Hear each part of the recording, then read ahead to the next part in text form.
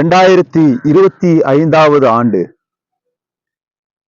இந்த பிப்ரவரி மாதத்துல இந்த முதல் தேதியில உங்களை சந்திப்பதுல மிக்க மகிழ்ச்சி அடைகிறேன். கர்த்தர் நல்லவர். கடந்த 2024 ஆண்டில் நம்முடைய வாழ்க்கையில நம்முடைய பரமபிதா நமக்கு செய்த நன்மைகள் ஏராளம். ஒரு மாதம் நம்மளை விட்டு கடந்து போய்விட்டது. இந்த பிப்ரவரி மாதத்திற்குள்ளாக நாம் பிரவேசித்திருக்கிறோம்.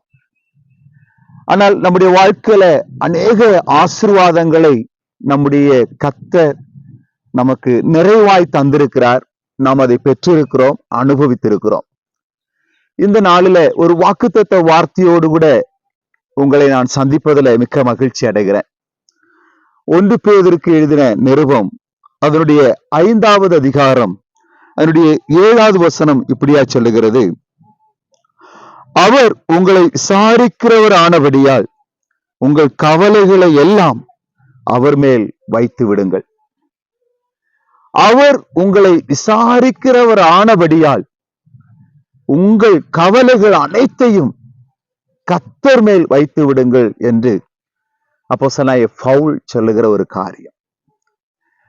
நம்முடைய வாழ்க்கையில இந்த புதிய மாதத்திற்குள்ளாக நாம் பிரவேசித்திருக்கிறோம்.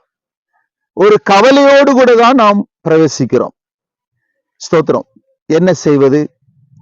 பொருளாதார நெருக்கடிகள், வீட்டுல பலவீனங்கள், பிள்ளைகள் நடுவில் சமாதானம் இல்லை, கடன் பிரச்சனையால சிக்கப்படக்கூடிய ஒரு சூழ்நிலை, திருமணம் நம்முடைய மகனுக்கு திருமணம் ஆகி கொடுக்க வேண்டும், அதற்கு பண தேவை இருக்கிறது, அல்லது நம்முடைய விவசாய நிலங்களில விவசாயத்தை நம்ம விதைச்சிருக்கிறோம் பயிர், அது நல்ல முறையில அது நல்ல கனி கொடுக்குமா அல்லது நல்ல விவசாயம் செழிக்குமா என்றெல்லாம் ஒரு கேள்வி சின்னத்தோடு கூட பயணிக்கக்கூடிய ஒரு சூழ்நிலை தான் இந்த காலகட்டங்கள்.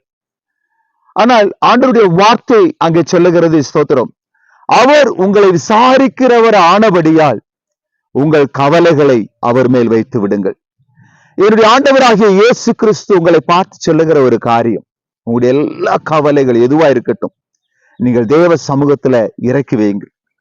வேதம் சொல்லுகிறது, வருத்தப்பட்டு பாரம் சுமக்கிறவர்களே நீங்கள் எல்லாவரும் என் இயேசுவின் அண்டையில வாருங்கள்.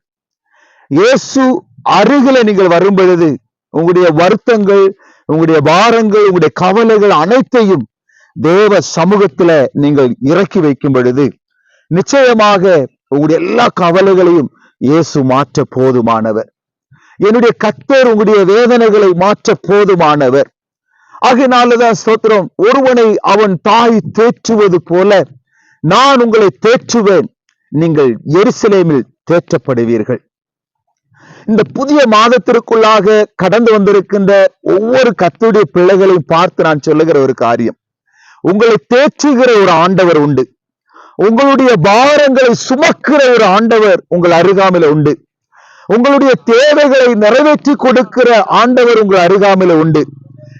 அவரை நீங்கள் உறுதியாய் பிடித்துக் கொள்ளுங்கள். வேதம் சொல்லுகிறது, ஸ்தோத்திரம், நான் உன்னை விட்டு விலகுவதில்லை, நான் உன்னை கைவிடுவதில்லை.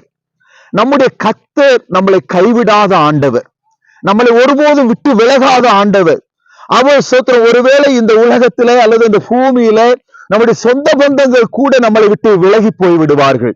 ஆனால் நம்முடைய கர்த்தர் நம்மளை விட்டு விலகாத ஆண்டவர். ஆதியாகமத்துல பார்க்க முடியும், நான் உனக்கு சொன்னதை செய்யும் வரையும் நான் உன்னை விட்டு விலகுவதில்லை, நான் உன்னை கைவிடுவதில்லை. அப்போ பாருங்க ஸ்தோத்திரம், நம்முடைய கர்த்தர் நமக்கு சொன்ன வாக்குத்தத்த வார்த்தைகள் ஏராளமாய் இருக்கிறது.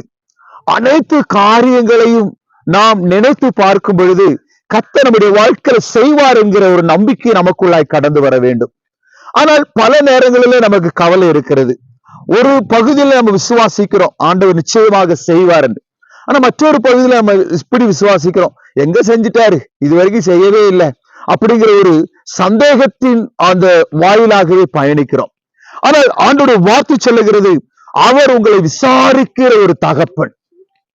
நம்முடைய தாயும் தகப்பனும் விசாரிக்காமல் போகும் பொழுது, தாயும் தகப்பனை பார்த்து பிள்ளைகள் விசாரிக்காமல் போகும் பொழுது, தேவனுடைய பிள்ளைகளை நம்மளை படைத்த ஒரு நபர் இருக்கிறார். அவர்தான் நம்முடைய ஆண்டவராகிய இயேசு கிறிஸ்து. இந்த உலகத்திற்கு அவர் கடந்து வந்தார். எல்லா ஜனத்துக்கும் ஒரு பெரிய சந்தோஷத்தை கொடுக்க வேண்டும் என்பதற்காக இயேசு இந்த பூமிக்கு வந்தார். தேவனுடைய பிள்ளையே, நீங்கள் எந்த காரியத்தை குறித்து நீங்கள் கவலைப்பட்டுக் கொண்டிருக்கிறீர்கள்? இன்றைக்கு எனக்கு நல்ல ஒரு வீடு இல்லை என்று நீங்கள் புலம்பிக் கொண்டிருக்கலாம். ஒருவேளை நல்ல ஒரு இடத்தை வாங்க முடியவில்லை என்று சொல்லி நீங்கள் புலம்பிக் கொண்டிருக்கலாம். ஒருவேளை என்னுடைய மகனுக்கு திருமணமாகி கொடுக்க முடியவில்லை என்று சொல்லி நீங்கள் புலம்பிக் கொண்டிருக்கலாம். ஐயோ, வயது கடந்து போய்விட்டதே என்னுடைய மகளுக்கு, அதை கட்டி திருமணம் பண்ணி கொடுக்கிறதுக்கு போதுமான பணம் இல்லை என்று சொல்லி நீங்கள் ஒருவேளை கவலை நிறைந்த அனுபவத்தில் காணப்பட்டுக் கொண்டிருக்கலாம். இன்னைக்கு உடைய கணவர் மதுபானத்துக்கு அடிமைப்பட்டு, ஓ ஸ்தோத்திரம், உடைய மனைவி உடைய வாழ்க்கையில ஸ்தோத்திர சமாதானத்தை இழந்து போன சூழ்நிலையில நீங்கள் காணப்பட்டுக் கொண்டிருக்கலாம். இன்னைக்கு கணவன் மனைவிக்குள்ளாக பலவிதமான பிரச்சனைகளினால இன்னைக்கு கோர்ட்ல நீங்கள் ஸ்தோத்திர பிரச்சனைகளை நடுவில் நீங்கள் காணப்பட்டுக் கொண்டிருக்கலாம். இன்னைக்கு டைவர்ஸுக்காக நீங்கள் போய்கொண்டிருக்கலாம். உங்களுக்கு ஆண்டவராக இயேசுக்கு சொல்லுகிற ஒரு காரியம், உங்களுடைய கவலைகளை இயேசுவின் சமூகத்தில் இறக்கி வையுங்கள். வருத்தப்பட்டு வார சுமக்கிறவர்களே, நீங்கள் எல்லாரும் என்னிடத்தில் வாருங்கள், நான் உங்களுக்கு இளைப்பாறுதல் தருவேன். இந்த புதிய மாதத்துல ஆண்டவர் உங்களை விசாரிக்கிறவர் ஒருவர் இருக்கிறார் என்பதை நீங்கள் ஒருபோதும் மறந்து போகாதீர்கள். நீங்கள் ஒருபோதும் மறந்து போகாதீர்கள். உங்களை விசாரித்து நடத்துகிற ஒரு தகப்பன் உண்டு தேவ பிள்ளையே. ஆகினால இந்த வார்த்தைகளினால ஆண்டவர் நிச்சயம் உங்களை ஆசீர்வதிப்பார். இந்த புதிய மாதத்துல அவர் உங்களை விசாரிக்கிறவராய் இருக்கிறபடியால் உங்கள் கவலைகள் எல்லாம் என் கர்த்தர் மேல் வைத்து விடுங்கள்.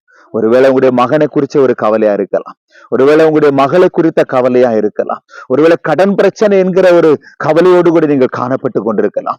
ஒருவேளை ஸ்தோத்திரம் மிகவும் ஸ்தோத்திரம் சமாதானம் இல்லாத நிலைமையில கடன் பிரச்சனையினால மரணத்துக்கு நேராக தள்ளப்படக்கூடிய ஒரு கவலையாக இருக்கலாம். எந்த கவலை எதுவா இருக்கட்டும், இயேசுவின் சமூகத்துல நீங்கள் இறக்கி வையுங்கள். நிச்சயம் கர்த்தர் உங்களை ஆசீர்வதிப்பாராக.